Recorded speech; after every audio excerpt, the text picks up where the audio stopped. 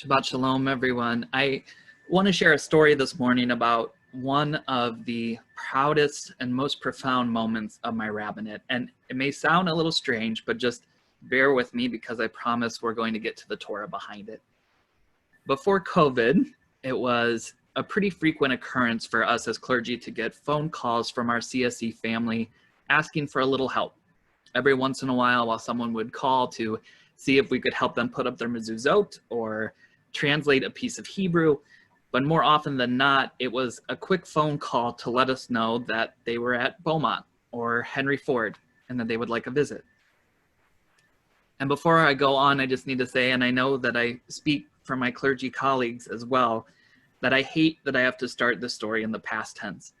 It's hard for us to not be able to do hospital visits or visit homes or rehab centers when our family is hurting. So I just have to qualify these words from the onset that there's a big sense of loss that I'm feeling while telling the story. But I want to share about one specific day when I got one of those phone calls. At first, it was a call like any of the others we received. Hi, Rabbi, just wanted to call to let you know that I'm in the hospital and that if you had some time, it would mean a lot if you could visit.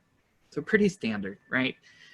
But the last part of the phone call is what makes this unique, because before hanging up, this individual said, "Oh, and by the way, I'm on the first floor connected to the emergency room. It's the emergency psychiatric department. Okay, see you soon." And then hung up.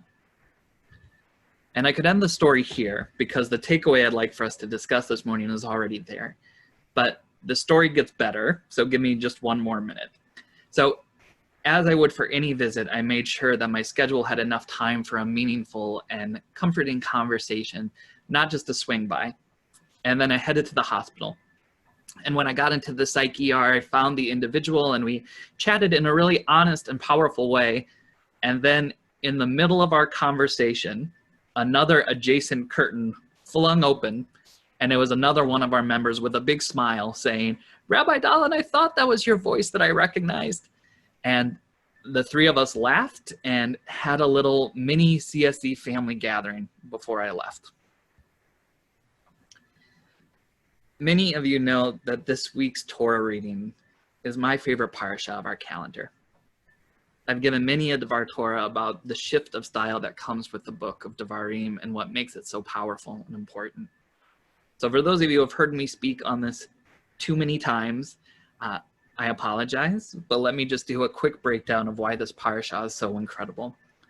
When we start the book of Devarim, the book of Deuteronomy, the voice of our Torah shifts. Throughout the other books, there has been an omniscient narrator, like a novel, someone telling us the story who is privy to all kinds of information. But with this parasha, the voice shifts, and we are no longer in a third-person account, but we get to hear from Moshe Rabbeinu directly. First person, open, intimate, and poetic. And that shift is interesting enough by itself, but it becomes so much more powerful when we remember that Moshe started his journey as a leader by rejecting the call, saying to Hashem, "Mi anochi, ki elech al paro v'chi otzi et bnei Yisrael mimitzrayim." Who am I that I should go to Pharaoh and free the Israelites from Egypt? And as we read a little bit later on, "Bi Adonai lo ish devarim anochi, gam mitmol, gam mishilshom, gam me'az devarecha al avdecha, ki kavad pei uchavad lishon anochi." Please, O Lord, I have never been a man of words, either in times past or now that you have spoken to your servant. I am slow of speech and slow of tongue.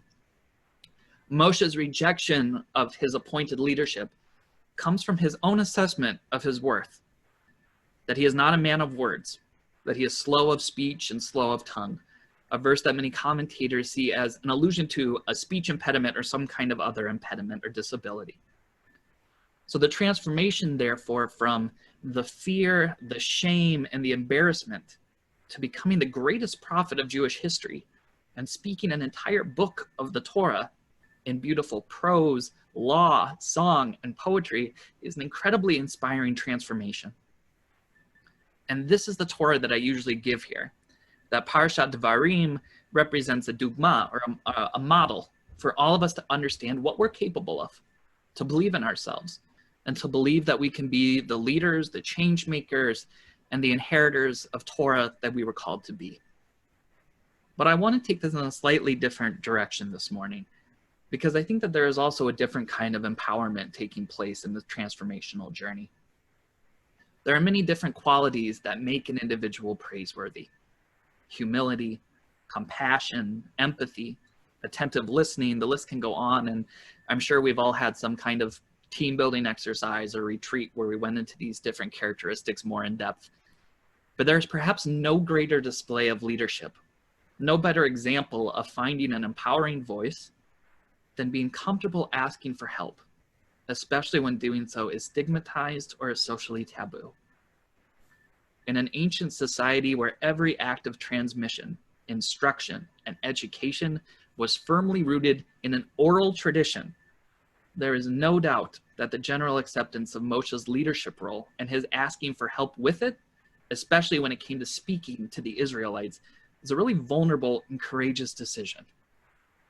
And there is no indication in our text, and I love this, there is no indication in our text that these speeches delivered by our Navi, by our prophet, in the last days of his life, before his people crossed over into the promised land, weren't affected by his impediment, whatever that may have been. And I personally like to imagine him delivering this poetry with pride and confidence, even when a stutter or a misplaced consonant or a tick comes out. The greatest among us show us their greatness by admitting that they need help. The greatest among us show their greatness by demonstrating that asking for help isn't weakness, it's empowerment.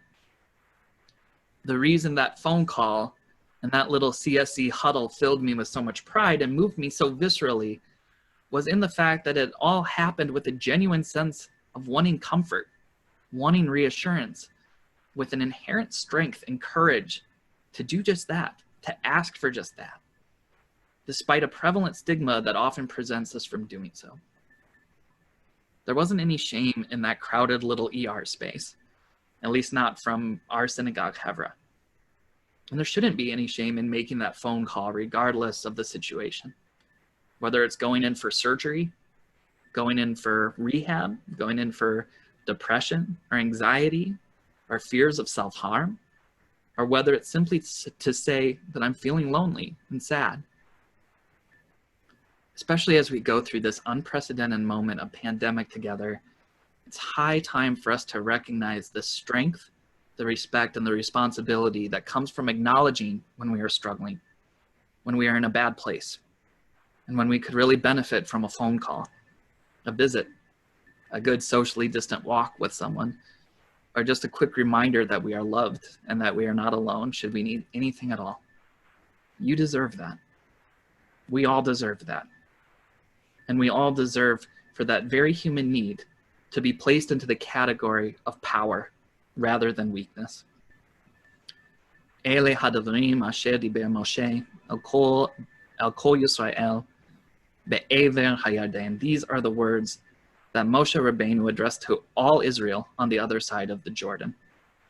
These are the words that our prophet spoke, that he said through stutters and stumbles, that he said with Aaron by his side, with God's blessings upon him, with his people attentively listening with tears in their eyes, knowing that soon they would be saying goodbye. These are the words that come from power, from humility, and these are the words that made him great. May we follow suit. May we learn from that greatness what power is, and may we embrace that power with full support, with self-love and care, and with courage. Shabbat Shalom.